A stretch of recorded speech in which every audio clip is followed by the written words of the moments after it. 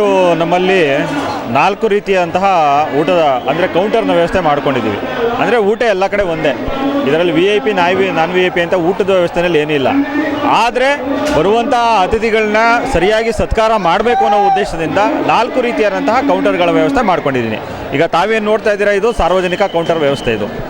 So ಅದ್ರ ಪಕ್ಕದಲ್ಲಿರೋದು ನೋಂದಾಯಿತ ಪ್ರತಿನಿಧಿಗಳ ಕೌಂಟರು. ಹಾಗೆ ಮುಖ್ಯ ಸ್ಟೇಜ್ನ ಹಿಂಭಾಗದಲ್ಲಿ VVIP ಮತ್ತು VIP, ಹಾಗೆ ಅದ್ರ ಪಕ್ಕದಲ್ಲಿ ಯಾವುದೋ ನಮ್ಮ ಮಾಧ್ಯಮ ಪ್ರತಿನಿಧಿಗಳಿಗೆ ಅಂತೇಳಿ ಮಾಡ್ಕೊಂಡಿದ್ದೀವಿ.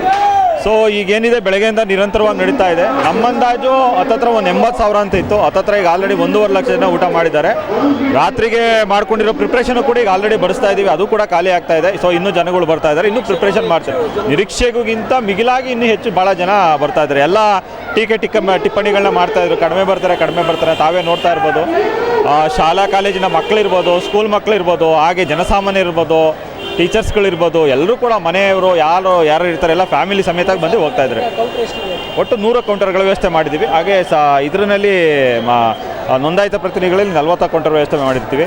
ಸೊ ಎಲ್ಲ ಸುಸಜ್ಜಿತವಾಗಿ ನಡೀತಾ ಇದೆ. ಆದರೆ ನಡ್ಕೊಂಡು ಹೋಗ್ತಾ ಇದೆ, ಇನ್ನೂ ಜನಗಳು ಬರ್ತಾರೆ. ಸೊ ಪ್ರಿಪ್ರೇಷನ್ ಮಾಡ್ಕೋತಾ ಇದ್ದೀವಿ. ಬಂದಿದ್ದು ಮಾಡಿ ಹಾಕ್ತಾ ಇದ್ದೀವಿ. ಈಗ ಸೇಮ್ ನಾವು ಏನು ನೋಡ್ತಾ ಇದ್ದೀರಾ, ಇದೇ ಮೆನು ಇರುತ್ತೆ, ಇದೇ ಊಟದ ಮೆನು ಇರುತ್ತೆ, ಇದೇ.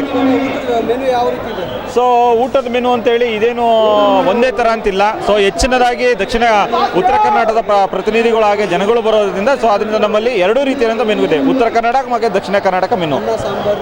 ಇದೆ. ದಕ್ಷಿಣ ಕರ್ನಾಟಕ ಅಂತಂದರೆ ಮುದ್ದೆ ಸಾಂಬಾರು ಇದೆ.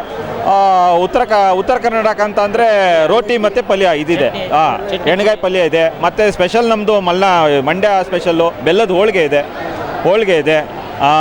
ಏನು ಎಲ್ಲ ಇದೆ, ಮಾಮೂಲಿ ನಡ್ಕೊಂಡು ಹೋಗ್ತಾ ಇದೆ. ಮತ್ತು ರಾತ್ರಿ ಮತ್ತು ಏನು ಅಂತಂದರೆ ಬೆಳಗ್ಗೆ ಮಧ್ಯಾಹ್ನ ರಾತ್ರಿ 3 ಟೈಮ್ನು ಕೂಡ ಒಂದೊಂದು ರೀತಿಯಾದಂಥ ಸ್ವೀಟ್ಗಳನ್ನ ನಾವು ವ್ಯವಸ್ಥೆ ಮಾಡ್ತಾ ಇದ್ದೀವಿ. ಹೆಸರು ಕೃಷ್ಣಕುಮಾರ್ ಅಂತೇಳಿ, ಜಂಟಿ ನಿರ್ದೇಶಕರು, ಆಹಾರ ಇಲಾಖೆ.